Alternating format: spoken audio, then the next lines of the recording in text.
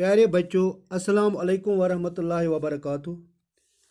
मैं आपका टीचर रियाज अहमद आपसे फिर मुखातिब हूँ। आज मैं आपके सामने जो मौजू लेकर आया हूँ उसका उन्वान है नज़म। आज के इस सबक में हम पढ़ेंगे कि नज़म किसे कहते हैं, इसकी तारीफ़ क्या है और इसके अक़साम के बारे में आज हम पढ़ेंगे।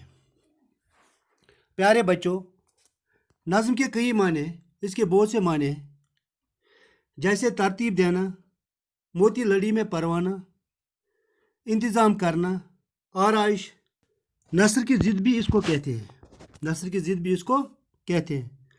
तरतीब देना यानी किसी चीज़ को तरतीब में रखना है, किसी चीज़ को तरतीब में रखना है। मोती लड़ी में परवाना, मोती लड़ी में परवाना, मोती लड़ी में परवाना किसे कहते हैं? जैसे हमारे घरों में तस्बीह होती है, इसके जो दाने होते हैं वो तरतीब में रखे हुए होते हैं। क्या होते हैं? तरतीब में रखे हुए होते हैं। इसी तरह इंतज़ाम करना, इसी तरह आराइश। गो कि इन सबों के माने सेम है, गो कि इन सबों के माने एक जैसे हैं। असल में इन सबसे ज़्यादा जो मुनासिब माने है वो है तरतीब देना, क्योंकि इनका माने एक निकलता है, सब का माने एक ही निकलता है, वह है तरतीब देना, वह है तरतीब देना। नस्र की ज़िद जो है इसको भी हम नज़म कहते हैं, इसको भी हम नज़म कहते हैं।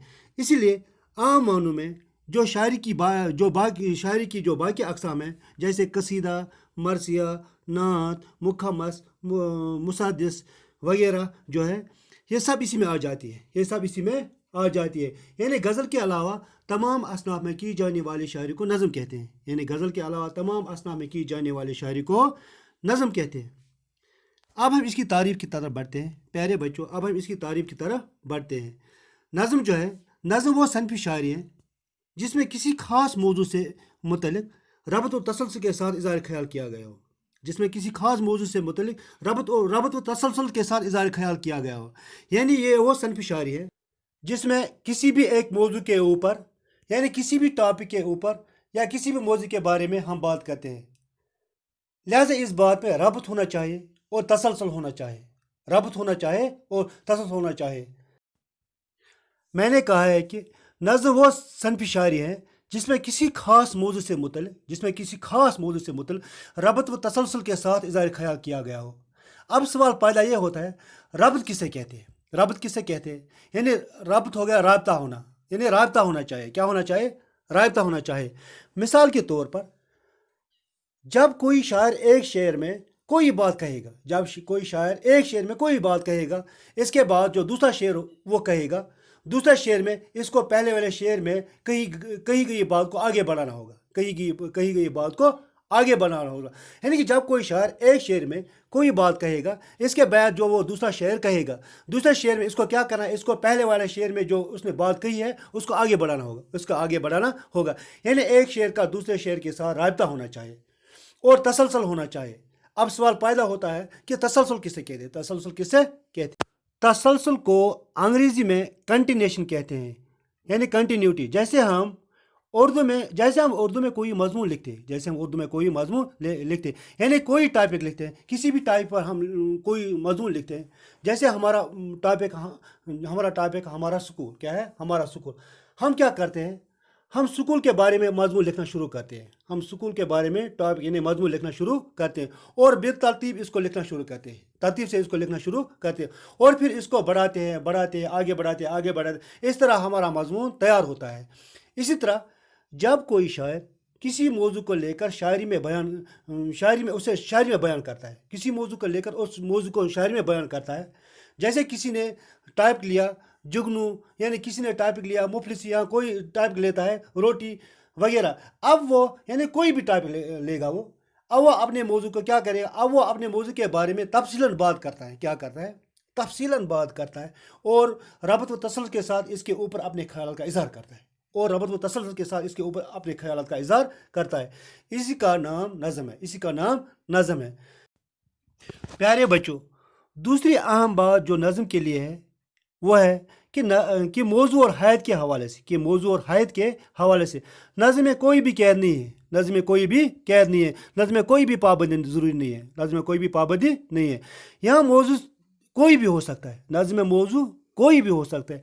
जैसे किसी ने मौजू लिया, टॉपिक लिया कलम, या कोई टॉपिक लेता है शिकस्त इंतज़ार, या किसी ने टॉपिक लिया है बरसात, या कोई और टॉपिक लेता है।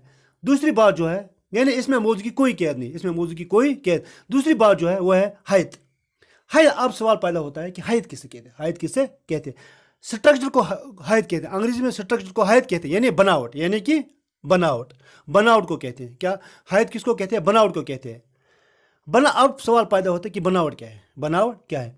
जैसे हमने देखा है प्यारे बच्चों, जैसे हमने देखा है कि गज़ल के लिए एक मकसूल बनावट होती है, कि गज़ल ऐसी होनी चाहिए, कैसी होनी चाहिए कि गज़ल के पहले शेर के दोनों मिसरे जो होते हैं वो हम काफ़िया और हम रिदीफ होते हैं। इसके जो बाकी अशार होते हैं इसका हर दूसरा मिसरा मतलब का हम काफ़िया और हम रिदीफ होना चाहिए। और इसके लिए और गज़ल का हर शेर का माने अलग अलग होता है। क्या होता है? अलग होता है। यह इसकी हैत है, यह इसकी हैत है। जबकि नज़म के लिए कोई बनावट नहीं है, जबकि नज़म के लिए इसके लिए कोई स्ट्रक्चर नहीं है, इसके लिए कोई स्ट्रक्चर नहीं है।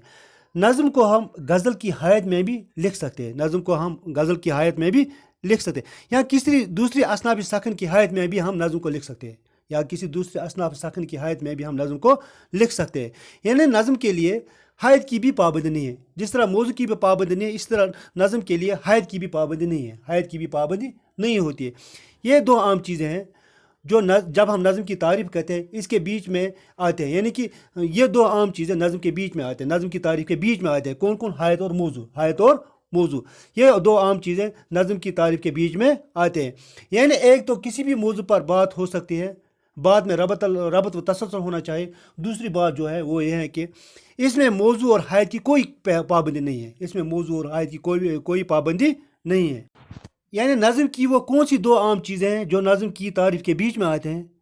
एक तो किसी भी मौजू पर, एक जो है वो है, एक तो हम किसी भी मौजू पर बात, नज़म में किसी भी मौजू पर बात हो सकती है, नज़म में किसी भी मौजू पर बात हो सकती है, लेकिन बात में क्या होना चाहिए? बात में रबत व तसल्सल होना चाहिए, बात में रबत व तसल्सल होना चाहिए। दूसरी बात जो है वो है कि इसमें मौजू और हायत की कोई पाबंदी नहीं, इसमें मौजू और हायत की कोई पाबंदी नहीं है। यानी शायर कोई भी मौजू लेकर किसी भी हायत में नज़म लिख सकते हैं, कोई भी मौजू लेकर किसी भी हायत में नज़म लिख सकते हैं। अब इसके अक़साम के बारे में हम पढ़ेंगे कि नज़म के बनावट के लिहाज से नज़म की 4 किस्में हैं। कितनी किस्में हैं? हायत के लिहाज से नज़म की कितनी किस्में हैं? 4 किस्में। अभी हमने हायत की बात की है। बनावट के लिए यानी हायत के लिहाज से मैंने अभी आपको कहा कि हायत किसे कहते हैं, यानी कि स्ट्रक्चर, यानी कि हायत के लिहाज से नज़म की कितनी किस्में हैं? 4 किस्में हैं। पहली किस्म जो है वो है पाबंद नज़म। क्या है? पाबंद नज़म। दूसरी जो किस्म है वो है नज़्म मुअर्रा। क्या है? नज़्म मुअर्रा। इसी तरह तीसरी किस्म है वो है आज़ाद नज़म। क्या है? आज़ाद नज़म। जो चौथी किस्म है वो है नसरी नज़म। क्या है? नसरी नज़म। पाबंद नज़म। पाबंद नज़म हम किसको कहेंगे? यानी वो नज़म जिसमें बहर के इस्तेमाल और काफियों की तरतीब में मुकर्रर उसूलों की पाबंदी की गई हो, यानी कि जो पाबंदी से लिखी गई हो, जो पाबंदी से लिखी गई हो, यानी कि जिसका वज़न एक जैसा हो, जिसका वज़न एक जैसा हो, और यानी कि जिसके अशार बराबर हो, और जो जो जो जो काफियादार हो, जो काफियादार हो।